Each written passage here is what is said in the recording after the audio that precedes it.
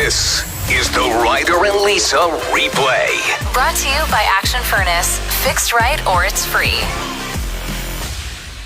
I had a buddy over last week, and we were just talking about nonsense watching the Oiler game, and he mentioned that he had read something about gas stoves being really bad for kids specifically because they constantly leak a little methane. And I was like, yeah, okay, only bad stoves. Okay. But I'm in the process of replacing mine, and so this is, I think, why he brought up the stat. Anyway, I didn't really pay too much attention to it. I wasn't going to let it change my decision until an article just popped up today, and it sounds like it's pretty legit. Yeah, it's reiterating what your friend told you. In fact, many scientists who have been conducting these studies have been so stunned by the results that they're ripping out their own gas stoves out of their homes, despite the cost. It's bad for the earth. It can harm your kids' lungs. There was an environmental science professor at Stanford University. They're constantly leaking a little methane, even when turned off.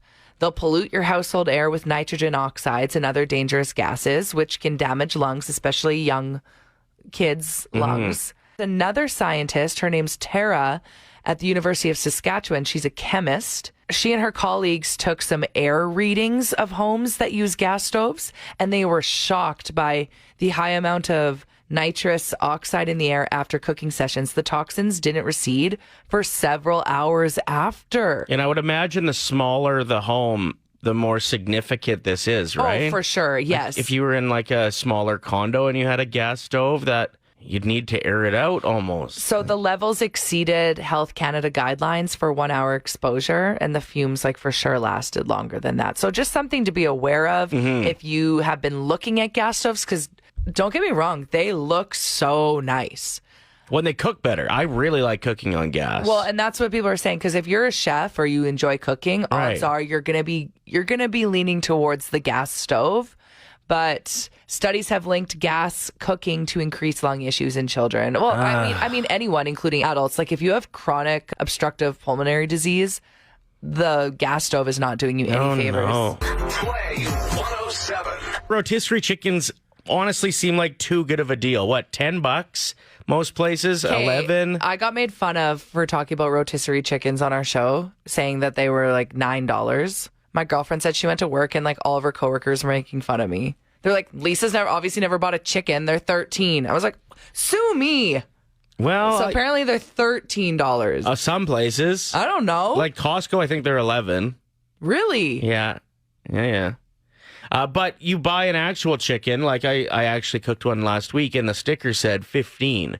I feel like I got it on a deal, like the buy one, the second one's free or something. That's why I would have paid that much for a chicken. Right. But it was surprising to me that the inconvenience of cooking the chicken, and I put it on my smoker. I'm using at least $4 in pellets. Yeah. Plus the electricity to run the smoker.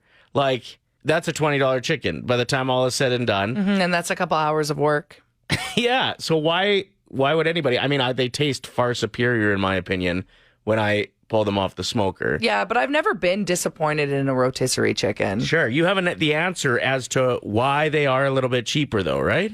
Yeah. So the reason that they're cheap and more popular is especially because there's the additional cost of the spices, the packaging, the labor, the energy for such a convenient meal. Lots of Canadian chains didn't want to comment on the pricing strategies. However, there's a smaller grocery chain based in Ontario that agreed to share a little inside information. It may look like you're paying less for the cooked bird, but you're actually usually getting a smaller chicken. So raw birds in the cooler section usually weigh between 1.6 and 1.8 kilograms, while chickens that are rotisserie spit are 1.2. They need to all be the same size to cook evenly. Oh, so they get all the small ones. Yeah, so they take all of the smaller ones, and those are the ones that they roast. It's actually true now that I think about it, because when I make a chicken, I feel like it could feed a family of 4. When I get a rotisserie chicken, I eat it for lunch. Yeah, you're like, wait, I ate this over the sink. I'll never forget that one tweet from that woman that's like, this woman just complimented my lip gloss, and I don't know how to tell her I was just eating my rotisserie chicken alone in my car before this.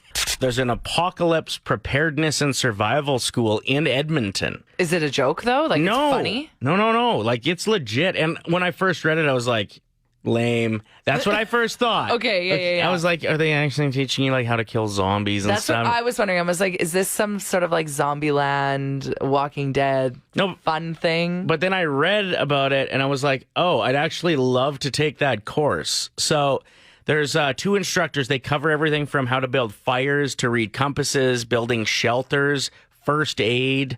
They also how to best survive during a nuclear attack. Oh, wow. Like, they have some very I would useful be information so potentially. Clueless. I wouldn't know how to do anything. Like, if you were to tell me right now that something was going to shake down, I would just get under the desk and just stay there. You think the desk would protect you from something? That's what I'm saying. That's the problem here. Okay, well, maybe you should get signed up for this. The Apocalypse Preparedness and Survival School. Cool.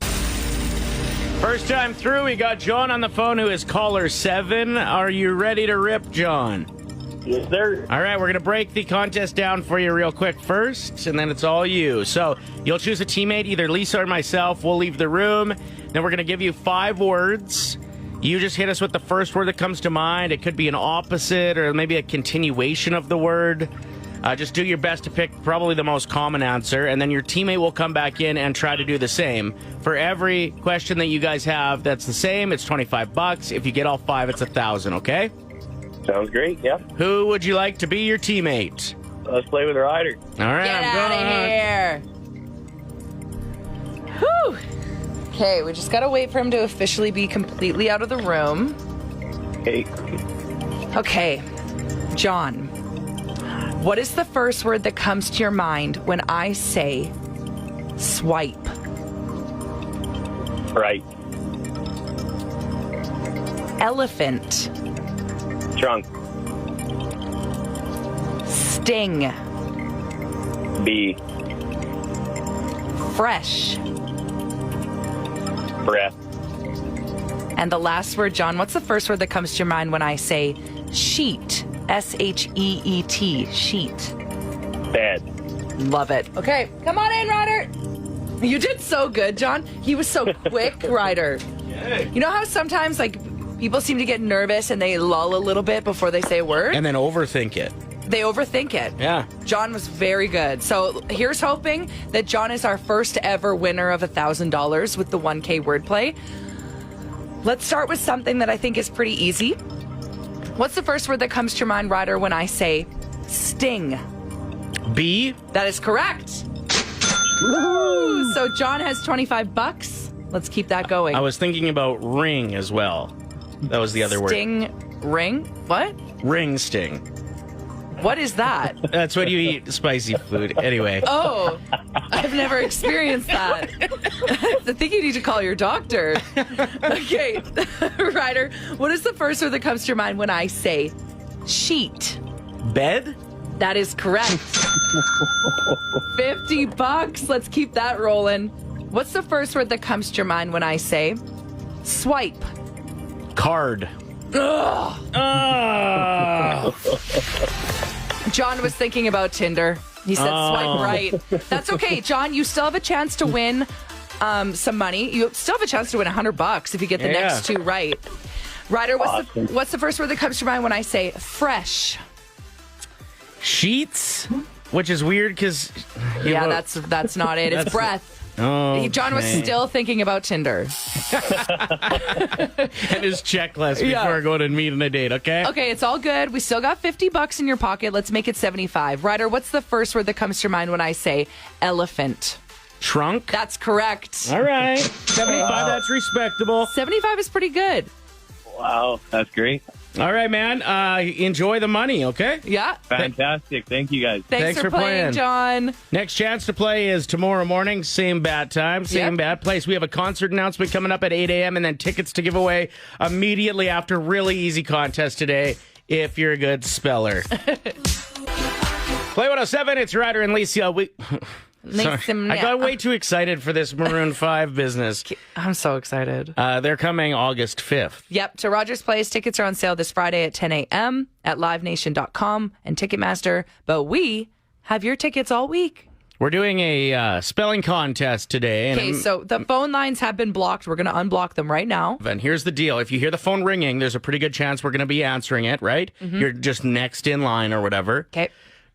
At that point, make sure your radio is turned down in the background or else we're going to get all kinds of crazy feedback. We wanted to go live with this to make it fair to everybody. Yeah, absolutely. And no swearing, please. So the first person that gets to the fifth color, which will be maroon, Maroon's and can 5. spell all of...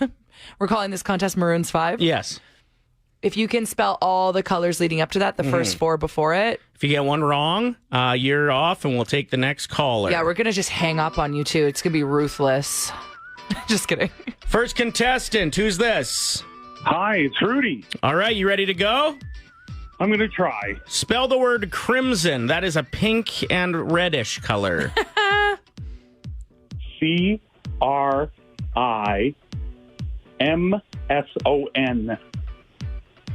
That is correct. Good start. Whew. Whew, real tough. Real tough. That was tough. Word number 2, magenta. And fun fact about magenta, it's Blue's best friend's name on Blue's Clues, I think. I probably just made that up. All right. Okay. MAGENTA.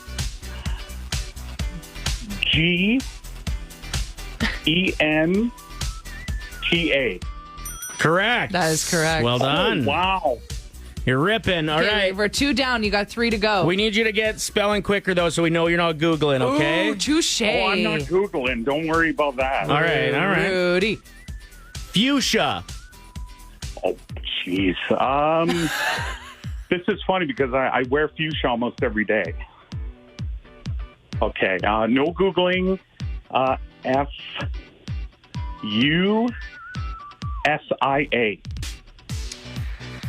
That is incorrect. Rudy, come on. And I can't even tell you what it is because we got to go to the next caller. Bye, Rudy. Bye. I thought he might do it. You know what? He was great. Who are we speaking with? Kyle. All right, Kyle, how do you spell fuchsia? That's the third word. If you spell the fifth one right, which is maroon, maroon's 5, you're going to win the tickets. How do you spell fuchsia? FUSCHIA. That is incorrect. No, are you serious? Yep. No.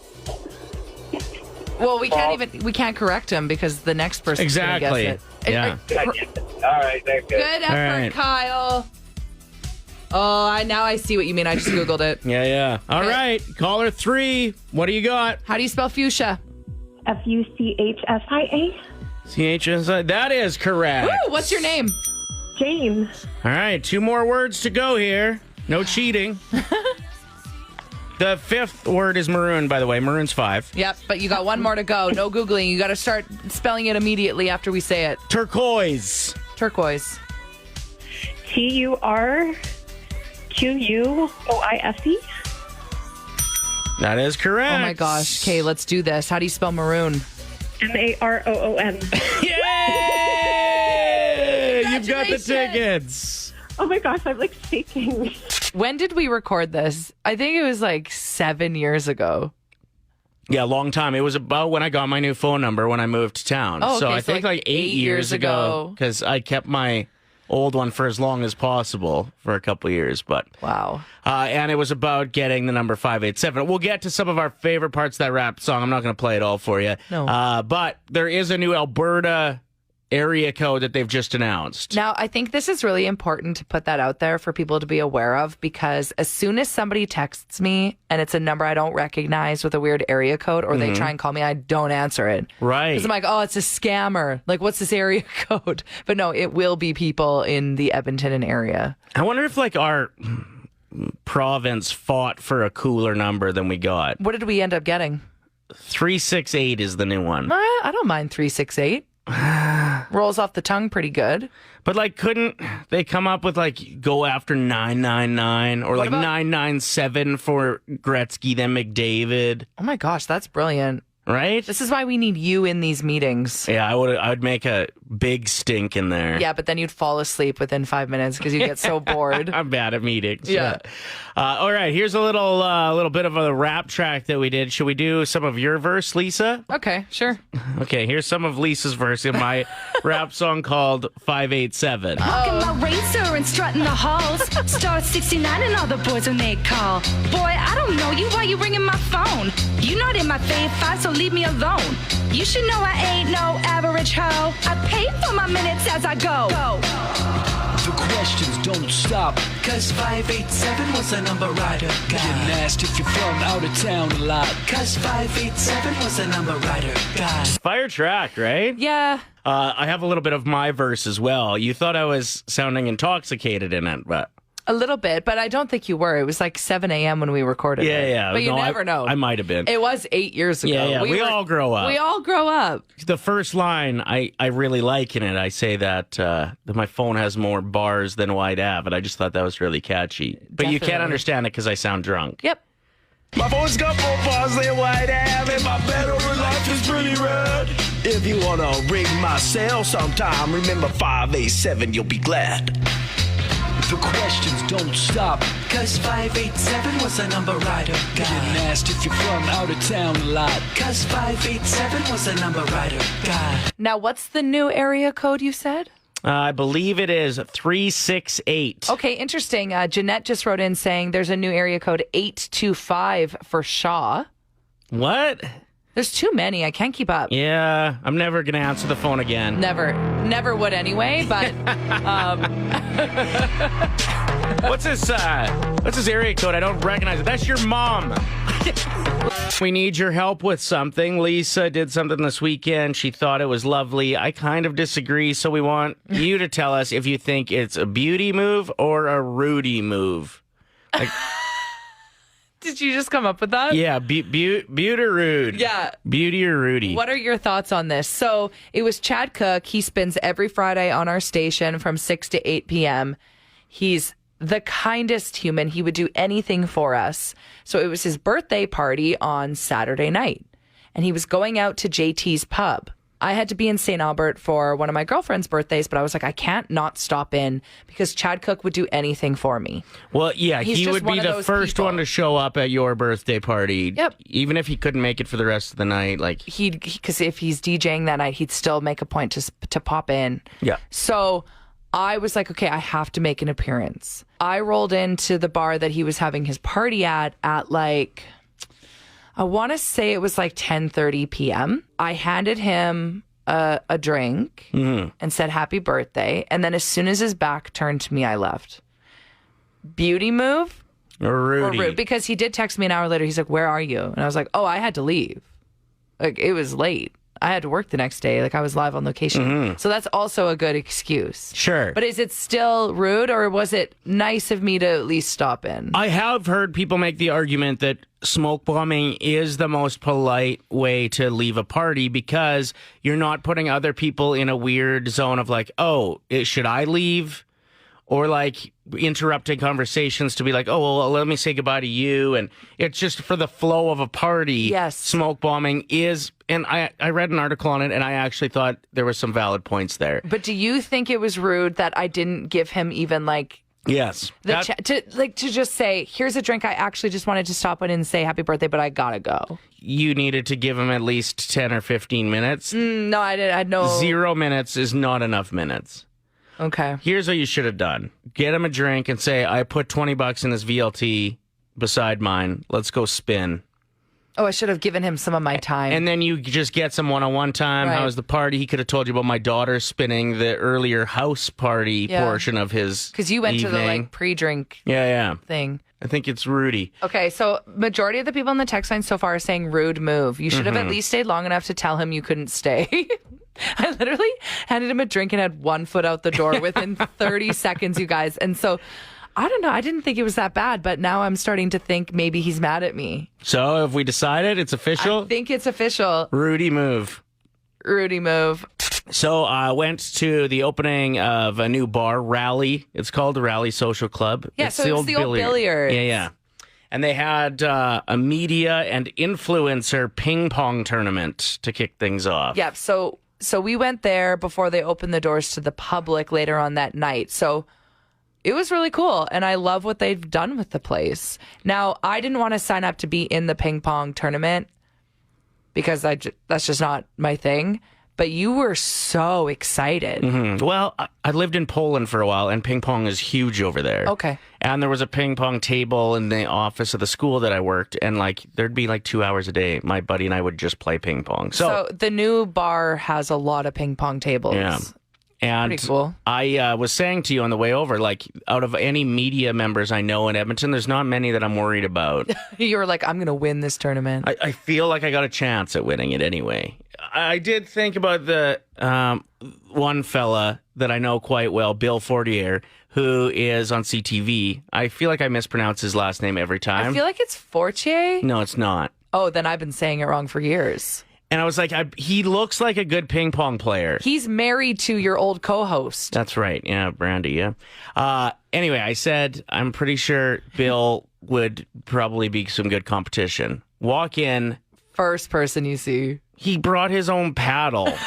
And I had to play him first, and I was eliminated immediately. 7 minutes after the tournament started, I was sweating and done. You're out for the rest of the night. After spending all day, confident. Stretching. Choosing footwear that I knew I could pivot back and forth good on, useless. Yeah, no, he was acting like he wasn't taking it very seriously. Every time he'd win a round and the whole crowd would look at him, he was kind of shrugging yeah, it's no big deal. But I know in his head, he was like, I am the champion. Doing backflips with excitement. Yeah, and he did go on to win the whole tournament. So whatever. Congrats, Bill. The Ryder and Lisa replay. Brought to you by Action Furnace. Fixed right or it's free. Play 107.